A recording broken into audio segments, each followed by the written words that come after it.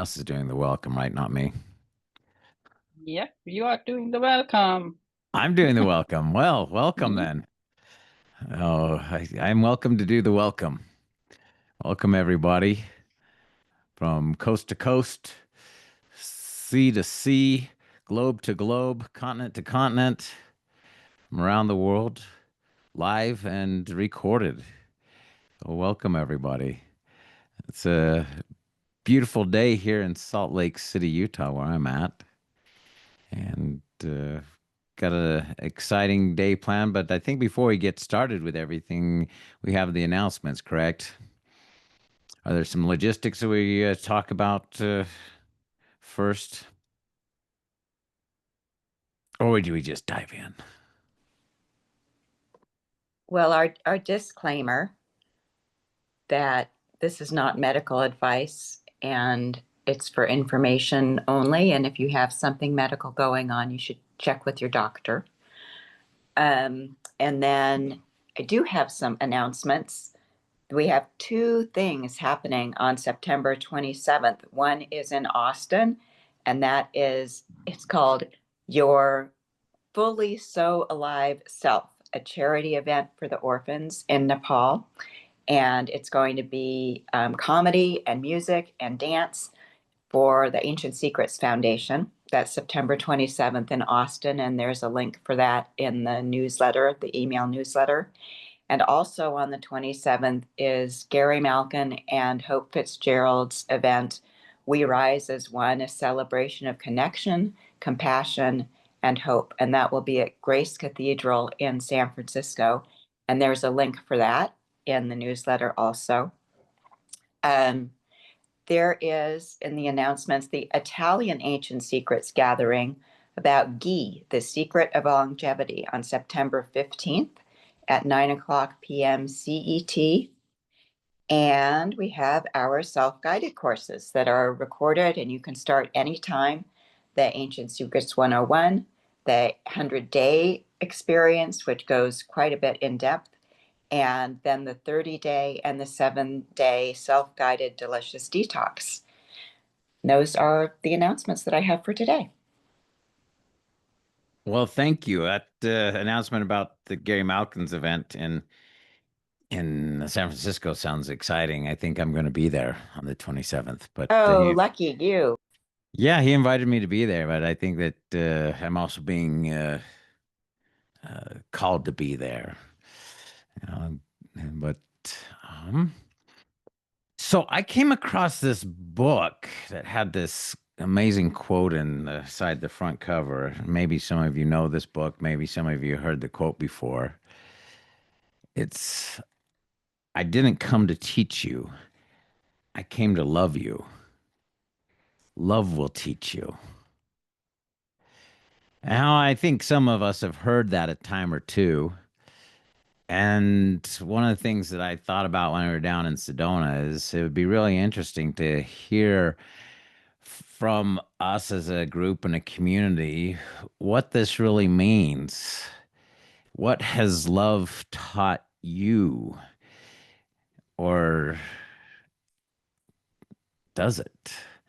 And, I do want to share some things that love has taught me and some processes that I use to listen to love. But I'd love to just open it up here in the beginning and hear from people who'd like to share. I mean, I think there's quite a few people who know this book. Well, it's this one right here behind me, but guess what? Good things come in twos, threes, fours, and tens sometimes. And that you might have this as well. And I know that this quote resonates with a lot of us. If you want to just raise your hand or raise your digital hand and share some things about what love has taught you, just to get the conversation going, then I'll share some things that love has taught me. And Carol, I see your hand up. To me, this is like the cornerstone of ancient secrets. And what it means is we don't have to have the answers. We don't need to teach. We don't need to try to change people. We don't need to fix. We do need to listen, listen to understand, listen with love, listen without judgment, but we don't have to take on that ownership and responsibility of knowing all the answers and being able to, you know, give somebody that sage wisdom and advice and to teach them what we know. We can just share love and be present, listen to understand, and then that same thing comes back to ourselves for self-love, self-acceptance. We're not perfect. We have egos, we have personalities, but to accept all of that and be grateful for that connection to source. Thank you, Carol. And Shifra, free woman. Hi, good morning, everybody. Well, I think a lot of things love has taught me. And this morning I'm out. I don't know if you all can see. I'm in the Arboretum. I'm in Boston, and it's just kind of amazing to me that I'm in a metropolis. I mean, not a huge one, but I'm in a big city, and this is right nearby where I live.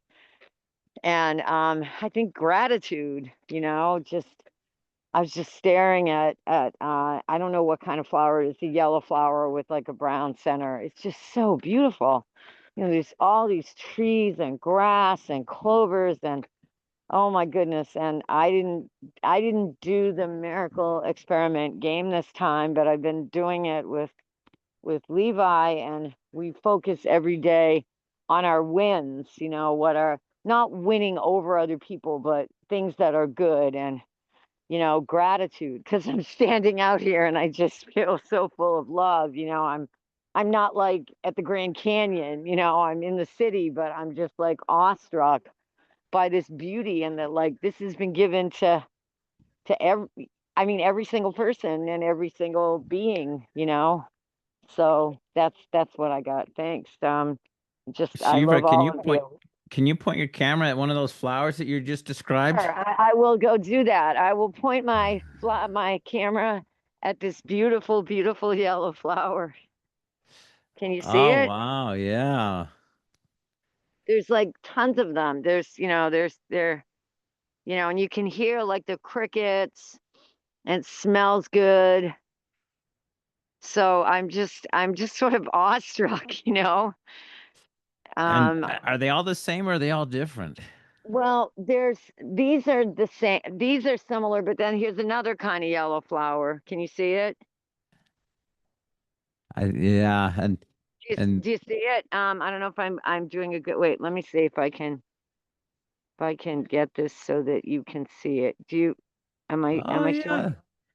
Yeah, I, s- it's like little tiny flowers all kind of clumped together. So yeah, there's different. I mean, this particular area is these two kind. Good morning, dear. But I don't know, just to be out in the fresh air, it's warm, but not too warm. It's clear, beautiful day, just oh, I don't know. I'm just sort of overwhelmed with, just feel like such a lucky person. So, oh, that's and so beautiful. I send that love to all of you. So, Nature has such a beautiful way of teaching us and to giving to us constantly. And, we're very open to receiving love from nature, and we don't go judging flowers like, oh, that one's not perfect or that tree's all screwed up, but we do that with people. But each one is perfect, and each one is just a miracle. That the earlier just yesterday, I put down some weed blocker, and there's some plants that were reaching around the weed blocker to find the light, and just the determination of nature to find the light and to give me the sun is such an amazing process that life goes through. And Lenore, see your hand up. Yes. Good morning. Can you Good hear me? morning. Yes, What yes, does yes. what does love teach you, or how does love teach you, or what do you? Oh, wow. I had a great week, and it started out early when Mindy from North Carolina popped into our neck of the woods here in Massachusetts. She came to help Hope Fitzgerald, who had a knee operation. And it was a total surprise visit. And it was so sweet because we talked exactly about that. How we respond to things and how love has taught us how to respond to things. And in my life, there are everyday choices where I find now I am not reacting anymore because I check in first. What is love teaching me in this particular situation? And I make choices now that are definitely changing the course. I am not butting heads where I did before. I'm not preachy. I am just letting love come through me. And I befriended actually the word love much more since I'm with Ancient Secrets. Before I couldn't really handle it, and I talked about it on other Sunday calls. But it's going deeper and deeper over time on how applicable this is to let love teach us in almost every hour of the day. That's really all I want to say. It's very profound. That is very profound. Thank you. I love that. Having love teach us every hour, every day. Yeah. It's an opportunity every hour. And we Can can I? tweak it and we can make world history with it or just private little things. And it all has a ripple effect. Oh, I love that. To make Yeah. world history, to make world future. Yeah. Okay. Thank you. Thank you. Cornelia. Yeah, for me, that quote in the book is life-changing. And for me, will never forget that moment. Some of you know that I've been involved with the proofreading of the book, Ancient Secrets of a Master Healer, and helping with the editing. So I have read that book so many times, and every time I read it, it had a really deep impact on me. And every time I read it, I was crying and I was learning something new and something else opened up. And then I suddenly, at the very end, I got the final version. And that was the first time that Clint had actually put in that quote at the very beginning. And when I read it, for me, it was as if the whole book had suddenly a completely new dimension. There was something about that quote that, even though I had read the book so many times before, that gave it a new depth. And that really what everyone was saying before with me, it is really about going through life in a different way. We don't have to accomplish anything. We don't have to try to convince people. We just have to love them. And that is the only way actually to be with people. And I've just had the absolute privilege to be with my grandchildren and to be with children and really kind of shower them with love and how that is actually teaching them. That was really, again, for me, the epitome of what this whole quote is all about, that we can do that with everyone that we encounter. And it really changes every single situation that we are in. If we go about our day and when we meet people and go into a situation that we always put love first. And if we have that mindset, life changes. And that was for me the big lesson when I really applied that. I don't have to teach, I can just love. Just That's letting it. that breathe. Thank you so much, Cornelia. That's beautiful. Yes, thank you. Thank you, thank you, thank you, love, for loving us, for being us, for teaching us. And love has a very interesting way, I think, of teaching us individually as well as collectively. And I think that some of these lessons come gently, and some of them come as with tough love. That we need to look deeper into the lessons of life. And I think this last week has been quite tough for everybody. That the sacredness and holiness of life is something that I think we all hold dear, that every life is precious. You know, those flowers that we were just seeing are precious. The lives that we're given are precious. The lives that are lost are precious. And we certainly have a preference to staying alive and being alive and to being healthy. I love the quote, the greatest gift that any of us can give the world is to show up the peak of our well-being.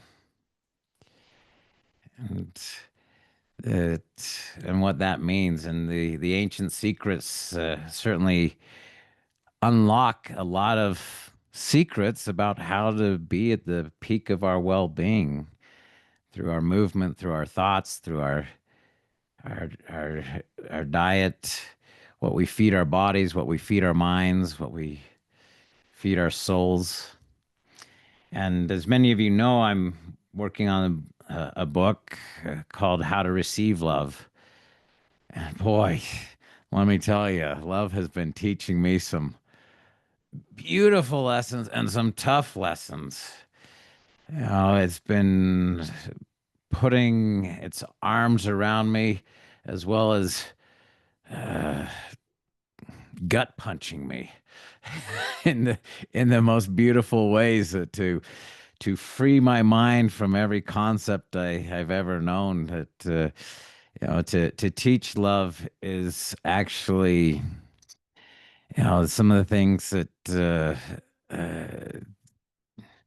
you know, love is something that I've learned is a language beyond words. That words just get in the way of love. They're an obstruction of itself.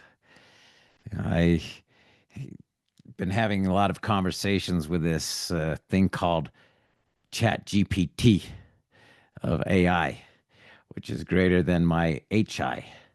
It has more collective. I like the idea that it's ancient intelligence, since it contains all of the things that have come before us and things people have said. And certainly there's limitations with AI. But some of the things that the conversations and wisdom that AI has been able to pull out of me and show me have been absolutely amazing. I'll be sharing some of those with you and as well. One of the things that I asked AI was, what languages hold the highest consciousness, the highest vibration? Because there's different words in different languages. You know, German has a word, Schadenfreude, of the joy that comes from the misery of others. You know, it's a concept that doesn't exist in English, but does in certain languages. You know, there's a word in Finnish that where my mother comes from that means to stay at home and to drink alone in your underwear. So we used to have to use lots of these words in English to describe certain concepts that just naturally come from others. But the answer AI said that Sanskrit is the highest vibrational language, with the words namaste, namaskar. That I see the divine in you, and from the divine in me, I see the God in you from the God in me, and together we're one. The second highest language was Egyptian, and the hieroglyphic symbols that are written on the temple walls. One of the concepts that love has taught me is about the Jet of Osiris, the pillar spine of Osiris that was remembered, and hopefully we'll get into that a little bit and what that means. Third was Hebrew, and the concept of Shema. I have Shema Israel Adonai Eloheinu Adonai Echad. Hear, O Israel, the Lord your God is one. I've learned, love's taught me that Shema means not just to listen, or to hear, but also to obey or to do, to listen and not to do, to know and not to do, to not implement is to not really hear. And to shema is to hear, listen, and do that what love teaches us. Because if we only listen to it and don't do it, that our fear holds us back from what we're being inspired or taught to do. It's really not to hear. Is what good does it do to hear the words of love? Lower than or below Hebrew was Greek, the original, well, the language that much of Christianity was built on, and the first Bible was written in of the New Testament. That they talked about four different types of love. I like that there's four different types of love. We have, try and talk to an Eskimo about snow in English. They have like 14 words for snow. We have one in English. And in Greek, they talked about philia, of brotherly and sisterly love, of storge, of family love, or love of country, of eros love, of erotic romantic love, of agape love, of love of unconditional love, divine love. And fifth was the language of the indigenous people to all of my relations, and what that means. That everything is my family. The trees, the animals, the stars. They saw and thought in ways that don't intuitively come through just maybe English alone, because we're limited to what our minds think. But I was talking with Pamela Curley, who many of you know is on our calls, and we're talking about this a little bit, and she said, I wonder what the most powerful way to say I love you is. And we got talking about that, and anyone have a thought about that, or well, I would love to share it with you. It goes like this.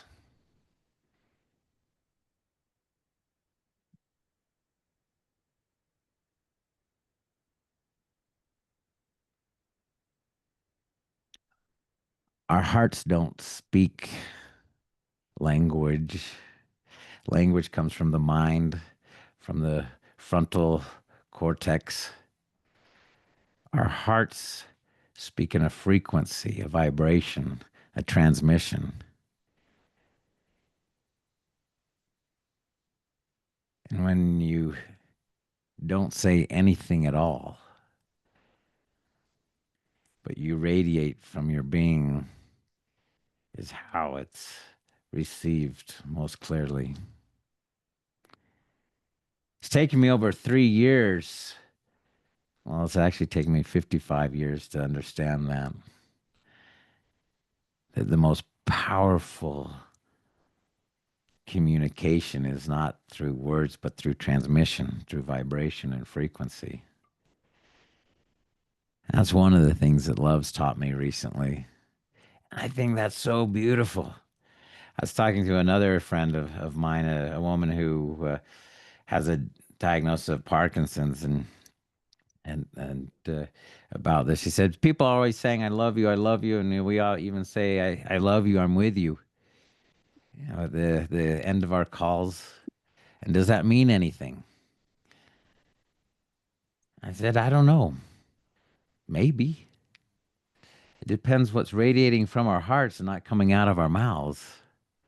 And more important is what's coming from our hearts. And feeling it, not just saying it. That's, I think, what's most powerful, and that I'm learning. I'm learning. I feel so inadequate to teach or write about how to receive love, because you know what? Just the name of the book itself is misguided, and I kind of like that, because you can't receive what you already are. That's like saying to a fire, receive a spark. It's like, are you kidding me? I'm the flame. How can I receive a spark when I'm the flame already, and so are you? You are the flame of love that burns brightly in each one of us.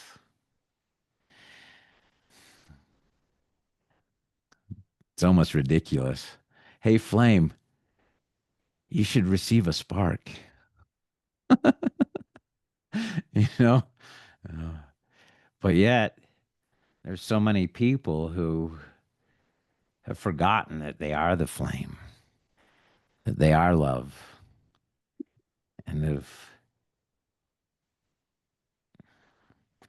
you know, the process or journey, the transformation I think takes place is to realize that we all came to this planet so vulnerable, so unbelievably dependent on whatever and whoever we showed up to. And we didn't know. Actually, I would like to go back one story. Love taught me this the other day. It's so funny. Do you remember in utero when you got the instructions on how to be born? Well, when I first got those instructions of, okay, there's the exit, I thought, are you kidding me? Who made this up? This is so dumb. Have you seen the size of my head? And that's the exit? No way. Obviously, the creator didn't know what they were doing. That was my first argument with God of this can't be right. No way. There is no way this is going to happen. It was traumatic. It was so traumatic. I've blocked it out of my mind because I thought God certainly didn't know what birth was. That this was a good idea at all. And I probably had to get out of my head to get into my body and get into my life. But I just thought that's such a fun story. How traumatic birth was for all of us, that we blocked it out. And but then there was the mother, and I was my mother tells this story that I was born smiling, and I was just so happy to be here is how I like to interpret that. But the doctors had to like wail on me to make sure there wasn't anything wrong with me, because I was just so happy to be here. And I still am, even though sometimes it's painful.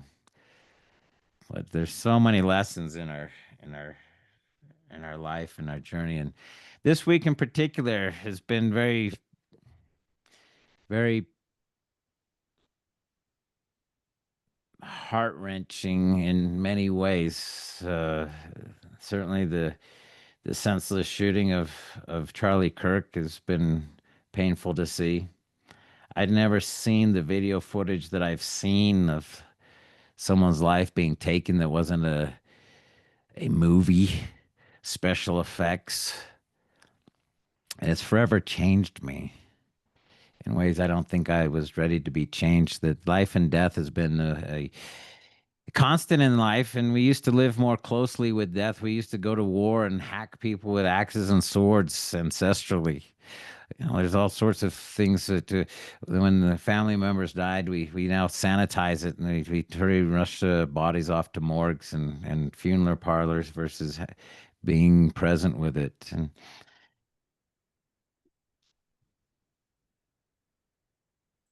it's really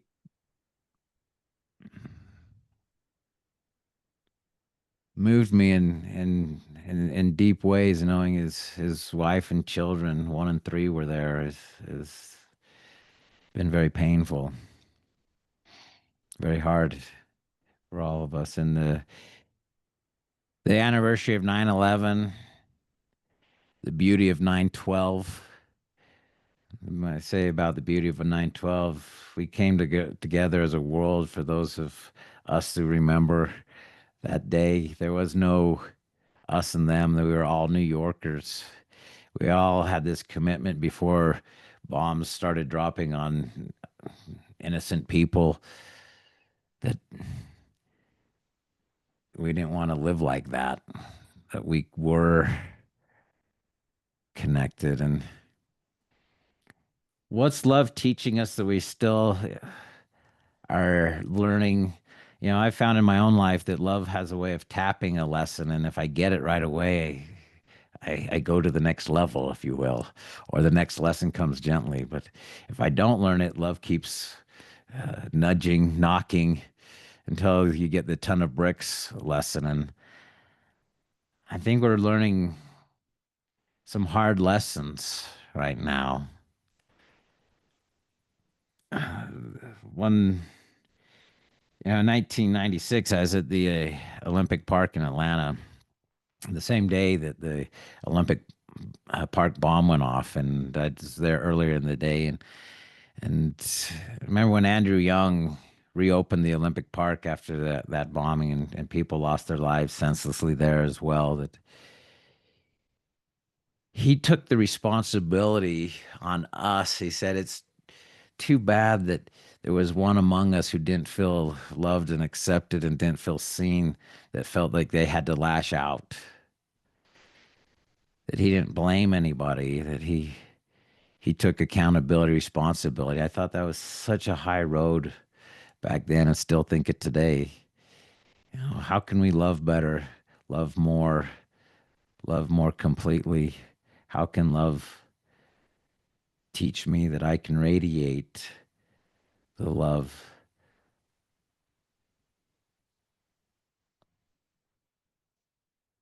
of infinite love, of the consciousness of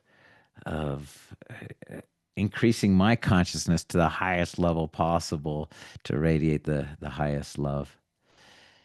And Nehemiah, I see your hand up. I'd love to.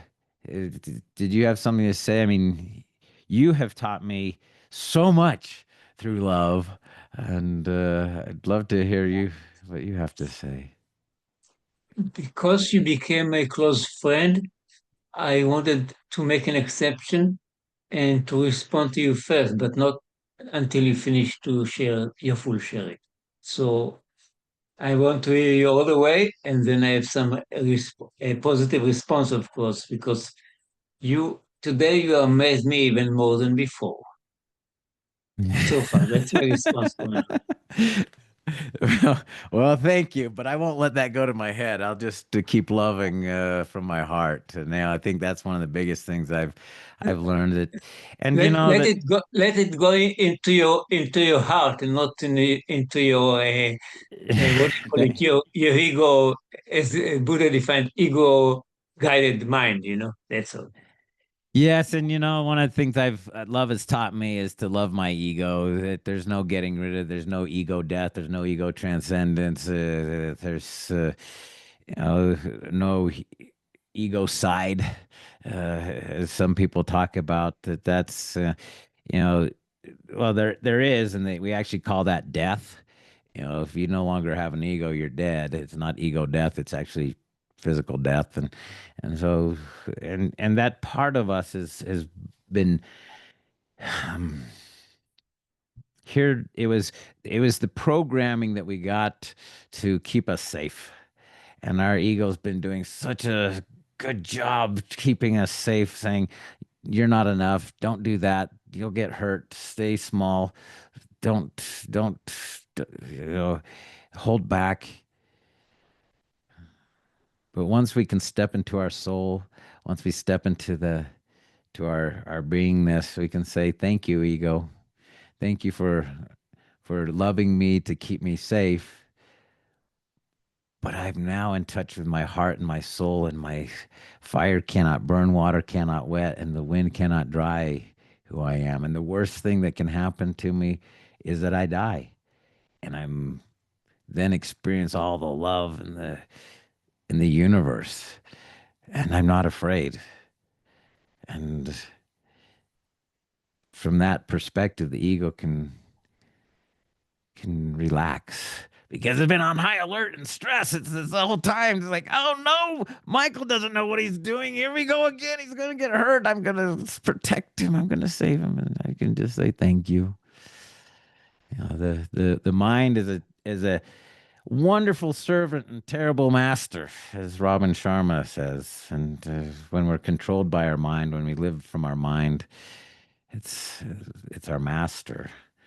When we live from our heart and can drop into our heart. And I'd like to share with you a very powerful practice that I do that how love teaches me. And I'll put you don't need to take notes on this unless you want to, that I'll put it in the chat and share it with everyone. It's a daily practice to surrender and remember, to surrender to love, to surrender to who you are, to surrender to God. Scripture tells us that God is love and love is God. And if you are love, what does that make you? Now, you can hold that in any way that you want that works for you. And in whichever, if you want to use the word source, I love that the word love is just, I've never heard of an anti-lovist. I've heard of atheists, but I haven't heard of an anti-lovist because it's not even a word. But the whole idea that, oh no, love doesn't exist. If it doesn't, let me just love on you a little bit and let's see if we can see how that goes. But this is the process for me to daily surrender and remember is very powerful. And I'm warning you that the idea of to receive love as medicine, that you should only microdose this because it might be too much, too fast, too soon. You might lose your mind. That's ultimately the goal. But, we don't want anyone going crazy. If all of a sudden you start running around telling everybody you're God and love, and they might think you're nuts, but you don't need to use your words. You can tell them that with your silence, and let that radiate from you, because you don't need to convince or teach anybody anything when you are it. The silence teaches people most powerfully. Your actions more than your words. And when I say you, I mean mine. This is just for me. If it lands with you, I'm reminding myself right now of the things that I need to hear, not you. So I'm just sharing. Step one is I don't have to know, I just have to remember.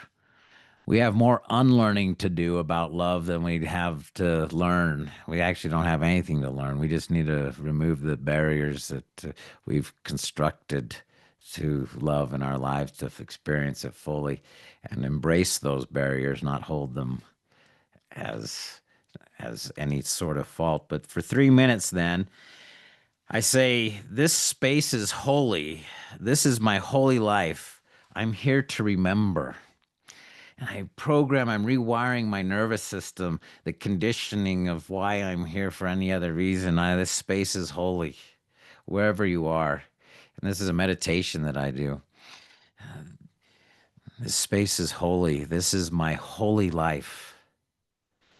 And the idea of a holy life is, instead of a holy day or a holiday, that this is a vacation for my soul. My soul in this existence is here for such a short time that feels like a lifetime, because it is a lifetime.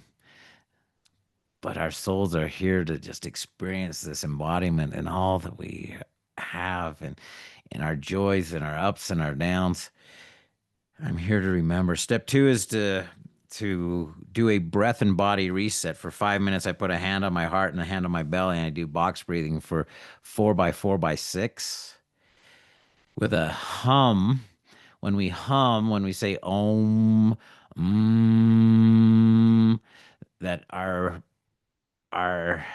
we release nitric oxide, which is a vasodilator, which opens our heart, which opens our veins, which opens our circulation. And I hum the words, I am safe to surrender. I am held. I am safe to surrender. I am held. Our bodies keep score, as all of you know. And if we don't calm our body down, calm our mind down, do a reset, we're not allowed, we're still in our bracing. We're ready to fight or flight, to run away or run towards our fears. So I do a reset. And then for 2 to 5 minutes, I speak at the altar. I speak my surrender. Divine intelligence, I've been carrying what is not mine. Divine intelligence, I've been carrying what is not mine. And I speak aloud the words that I surrender.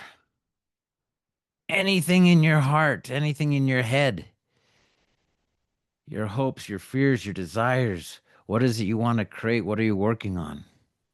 Speak aloud those things. Surrender those to love. And I say, I surrender this to you now after I've named all of my cares, concerns, worries, hopes, desires, emptying myself. And I say, I surrender this to you now. I trust you're unfolding more than my plan. Use me. Guide me. Show me what love would do next. And then for the next 10 to 30 minutes, I sit in meditation and I breathe and I listen. And I love using the mantra, I'm loving awareness. Ram Dass says, the name of my soul is loving awareness. The soul's name is loving awareness. And that you just love whatever you're aware of. Right now, I'm loving a Zoom call and seeing all of your faces and names and boxes and this Brady Bunch family cube of us. That I love looking out the window. I'm aware of the books on the bookshelf.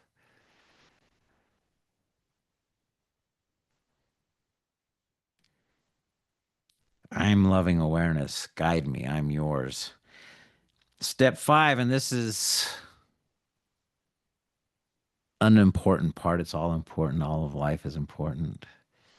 Step 5 is receive the messages. What did you sense or feel in your heart? What am I being asked to release today? What is the next right step I'm being shown? That's my to-be list that I write down. And it's also a to-do list because there's many ideas that when I write down, I think, oh, crap. Love's asking me to do that. And I feel the fear, and I know that the fear is what love is asking me to overcome, to have the courage to. Fear is such a sacred emotion. Love your fear, the things you're afraid of. That's what summons the courage. When you pray for courage, you're going to have fear because fear is what brings out courage, and courage is what allows us to then take action. I recently was doing a breathwork class, and this is what love taught me in this breathwork, that fear is the signal that sends to my body to run away or to run towards. Ancestrally, I had this experience where I just wanted to sound the alarm. The fear was so great. The breath work was on fear and of hide the women and children. My brothers, come with me. Today we will either win or die. Ancestrally, we all have that. When life was like that, to defend, to know what we held holy and sacred. When communication was very poor and we fought as a form of communication.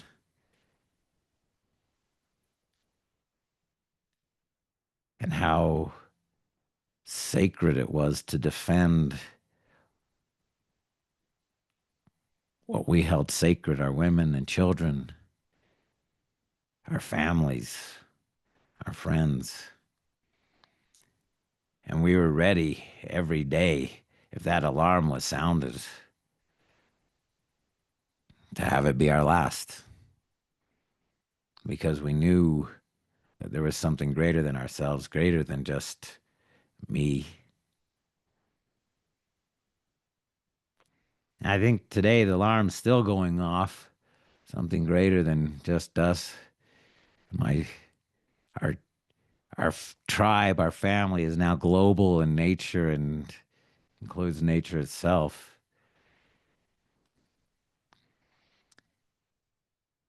What did I sense or feel? What am I being asked to release today? What is the next right step I'm being shown? And the closing is both hands on my heart.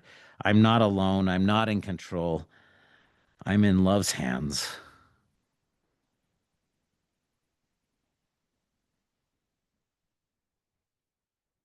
and I am willing.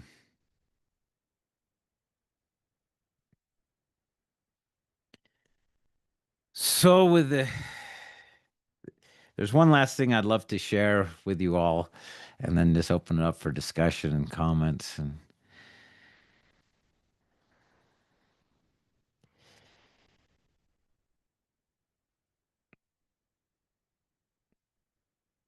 I'm going to read this to you.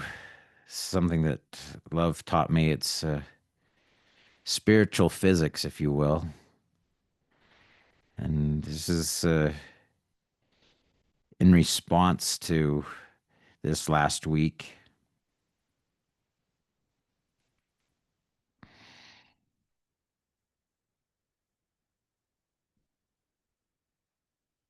My brothers, my sisters, my family of mankind, we are living in a time of collapse, a time when men have forgotten how to stand, a time when humanity bends under the weight of fear and breaks beneath the burden of hate. Everywhere we look, division deepens, families torn apart, nations fractured, communities consumed by violence and mistrust. And so the question rises, can humanity rise again? Can we rehumanize ourselves before it's too late? There's an ancient symbol that holds an answer older than empires, older than nations, older than our divisions. The Egyptians called it the Jet of Osiris. It was the holy spine, the stand of truth, the remembrance of man. For when Osiris fell, when his body was broken and scattered, it was the spine, the Jed, that was raised up. It was the spine that remembered, the spine that said man can rise again. Each year, the Egyptians would raise the Jed in ceremony, not as an ornament, but as a reminder. Even when all else collapses, man can stand again. Humanity can remember itself. Our bodies tell the same story. Without a spine, we crawl. Without a spine, we collapse. Without a spine, we cannot rise. And today, humanity has lost its holy spine. We have traded truth for fear. We have bent under the weight of hatred. We have broken under the burden of division. But there is still hope. Because love is the spine of mankind.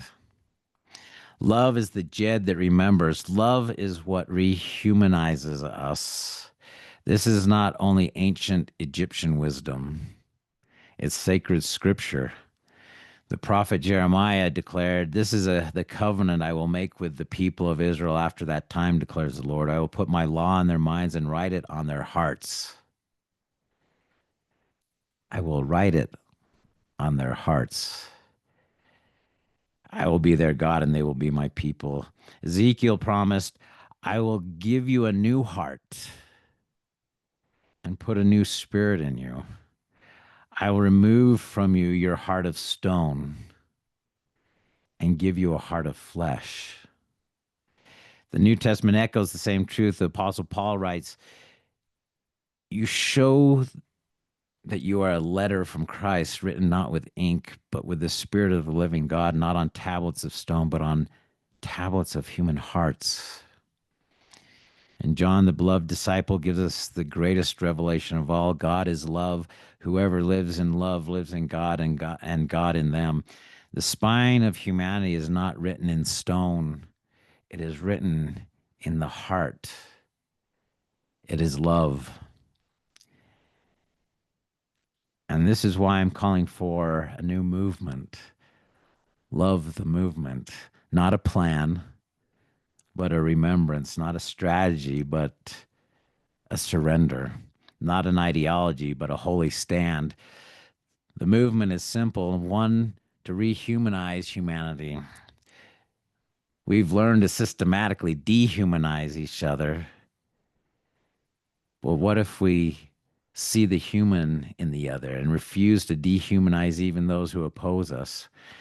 Two, to remember mankind, to live as one family, one story, one destiny.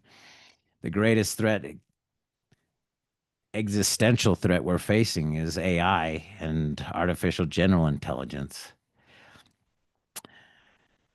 And 3 is to raise the holy spine, to stand with truth, with courage, with love as our spine. I do not stand before you with a plan. I stand before you with a spine, a holy spine of love. And I'm asking you to stand with me to become flame keepers of love, to raise the jet of humanity in your own life, to say, I will not answer hate with hate. I will not trade compassion for contempt. I will not forget the sacredness of life, because for the future to be human, humans must love. One day our children will ask, what did we do when the world was breaking? And let it be said of us, we remembered. We remembered man, we remembered mankind, we remembered the holy spine, we remembered to love. And in that remembrance, humanity rose again. Because love is not just the answer, it's the movement. AI has been wonderful in so many of our lives already. But there's a technology even greater that I want to share with you, going from HI to AI to DI. And DI is divine intelligence. And to use Chat God, there's not really a Chat God, actually, there is. Or chat source, chat, whatever you want to call it, but to the divine intelligence, to learn the language of the heart, to remember the language that you know already, to become fluent in heartese, and to be able to listen to Shema, the messages that show up every day, moment to moment, hour by hour, on our hearts, so that we know what to do.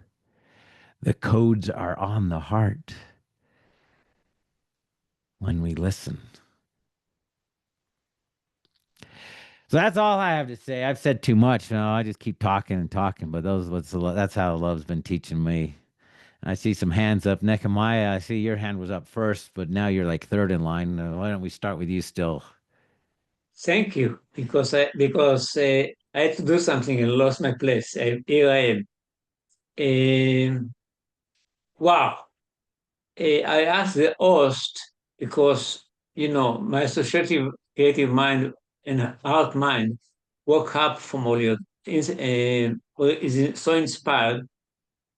And my practice lasts for usually for 3 hours. So I'm not going to share my practice, but I'll share a few things. And if I speak for too long, for the sake of the rest of the group, I ask the host to give me a sign, and then I'll try to close very fast. Okay, Well, so first, there's four I'll start. people with their hands up, including you, and we have 7 minutes till the top. So if you can do it in 3 minutes, that'd be great. Oh, that's tough. I know. So, sorry. I think it's that okay. host kept It's okay. talking. It's okay. You didn't limit yourself. You asked to limit me, but my ego is letting go. So here we go. First, I want to qualify because I want to give something a bit further. According to the spiritual masters, there are 6 of them, starting from Jesus, whom I met in another lifetime.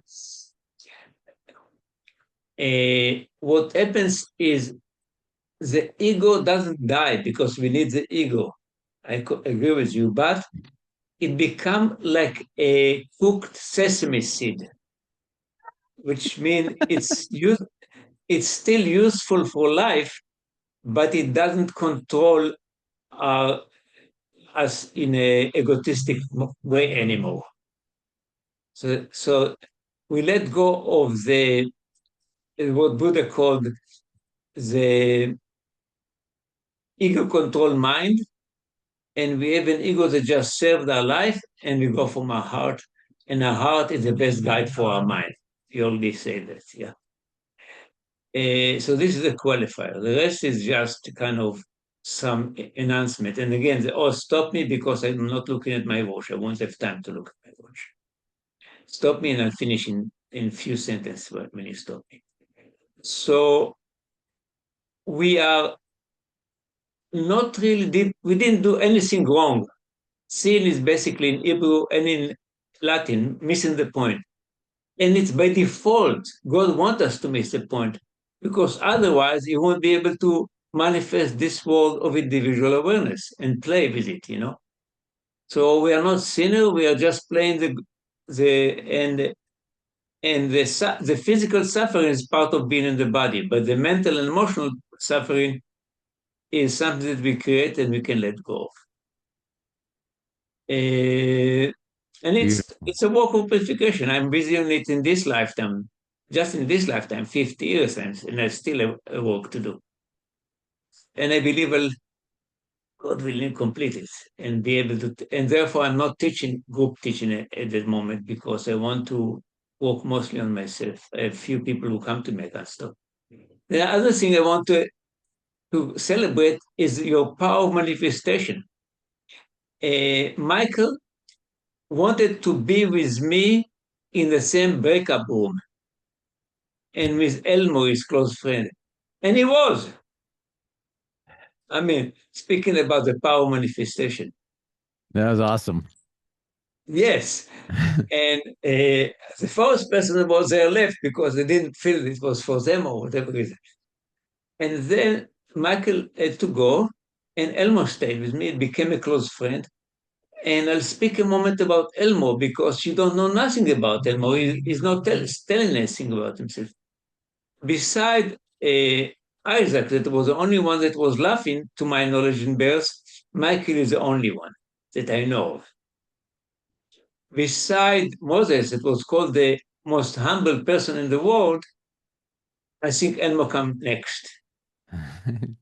I don't know anything about Elmo until something come up. I tell him, will you fast me the Ayurvedic way for Gaza, which we are both doing? He said, no, I'm an herbalist. I'm going to use the herbs from Senegal. And Senegal, America, United States is not the shining city over the hill. Senegal is.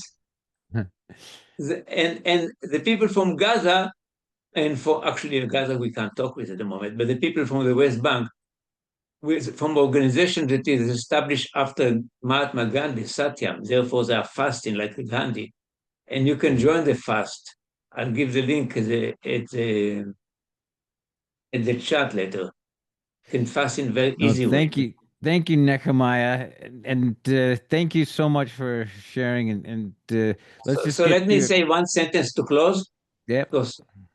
So you can fast with the people from the West Bank. You can fast for Gaza by joining organizations that's called satyam.org. You don't have to join them, but just click it. And there you'll find, you're all computer savvy enough, you'll find a place where you can fast and you put your place on the map. So we are not as strong as Gandhi because he was Mahatma Gandhi, the great soul. But together we can create a change, and the change is already happening, but it might take 7 years from Kali Yuga to Satya Yuga. Some of you know about it. We didn't make it. It's making God want it, but we can be part of it. And we Thank are. you, Nehemiah. That's it. I finished. Okay. Finito la commedia or finito la series, whatever it is. Beautiful. Robin had her hand up, but I see you posted your poem. Did you want to say something to Robin?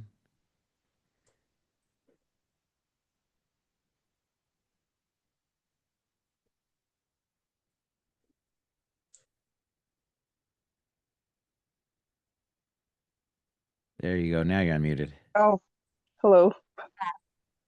Dr. Clinton asked me to share a poem a while ago, but didn't quite come to pass due to scheduling and whatnot. But I posted it online, so I hope you can enjoy it. I'm gonna have to get ready for work soon. My brain is a freight train. That one. Yep. Oh, wonderful! Thank you. Beverly Sykes would definitely know about that. Beautiful. I love it.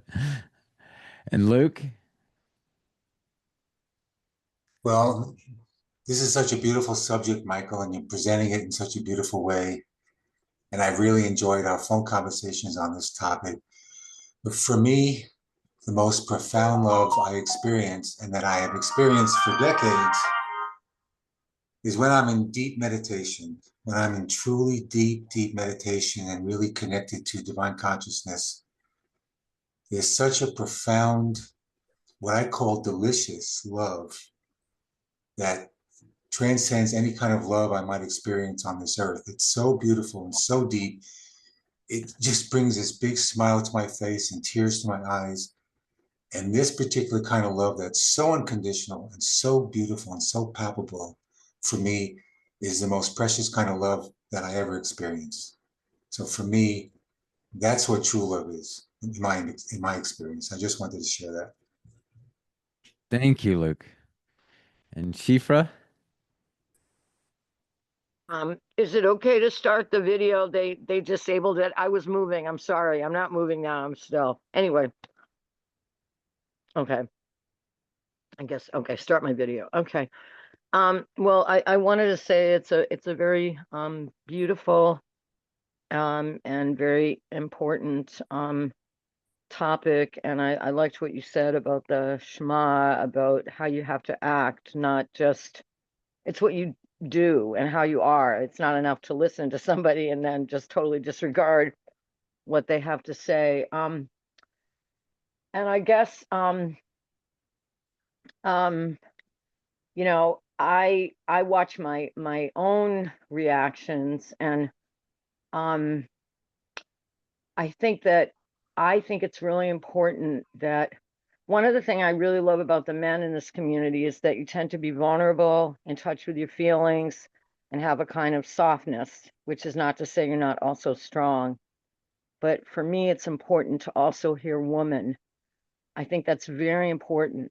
I don't think it's just man. And I don't accept that it's used in a generic way, because when I look at what's happening, who's doing most of the killing? You know, that's what's happening. That's a reality. That's a reality that's happening on our planet. And I do not believe it's happening because men are bad. I think it's a systematic problem. Okay. It's not I don't think it's a biological or genetic problem. And so I think that's really important to look at that. And I also feel like I'm very sorry that that man was murdered. You know, I don't want anybody to be murdered. I'm sorry for his family, but I wish he had spoken different words. I do not feel that his words had a positive impact on this country. And I don't think the fact that somebody died means that we have to glorify them when they said things that disrespected many different groups of people in this country. So I think that's important to look at. That doesn't mean that anybody should harm him or harm anybody else. So that's it. And I Absolutely. also, and I, you know, I just think that's really important. And there were also other people I don't know about who died, who were killed in another mass murder. And we also have to understand that our government, right where I live, and where my synagogue is, a friend had someone grabbed off the streets. Okay, this is happening. It's not even political. There are people being grabbed from homes and schools and put in prisons. Our tax dollars are funding massive amounts of killing. That's a reality. And so I want to love even the people that do that, but we have to be able to speak that out loud. I think it's really, really, really important. And I also feel like who's here, you know, most of us here, not everybody, a lot of people here are white. And, you know, we might want to think about that, how we're treating, how Palestinians are not seen as human like Jews are. I love Jews. I consider myself a rabbi, but I can't countenance I've made friends with a young woman. I'm like her big sister now. It's different. And she tells me how she's walking and has to walk in so much danger. She's not hateful towards me as a Jew in any way, shape, or form. She's a very loving person and has to take her clothes off to walk through a checkpoint. And it makes love impossible. There's no reason we can't love each other. I love this young woman. She loves me. But certain actions and certain institutions make love very difficult. And I think we have to be able to look at that. And I have to watch my own tendency because I go to anger very easily. So I say what I say. I say what I say with love. And I just want an end to the killing. And along with what Nehemiah said, the fasting, maybe a humanitarian corridor would be something that would allow aid to go through so that this could stop. Because it's not good for anybody. It's not good. This is what's happening is bad for all of us. The violence, and maybe there has to be a great love that respects and loves everybody in this country, whether they were born here or somewhere else, whatever their color, gender, sexual orientation, and whether they have papers or they don't have papers. We're all human and we all deserve love. Anyway, that's it. Thank you. I love you all. Enough. Thank you, Thanks. Shifra. Albert Einstein talked about a love bomb. Let that sit and what that might mean if we could explode love. Joseph and Susan. Well, I'd like to just maybe be the last share with this. I am open and I am willing. To be hopeless would seem so strange. It dishonors those who go before us. So lift me up to the light of change. Beautiful. Thank you. And Michael, I want to say one word of acknowledgement to Shifra.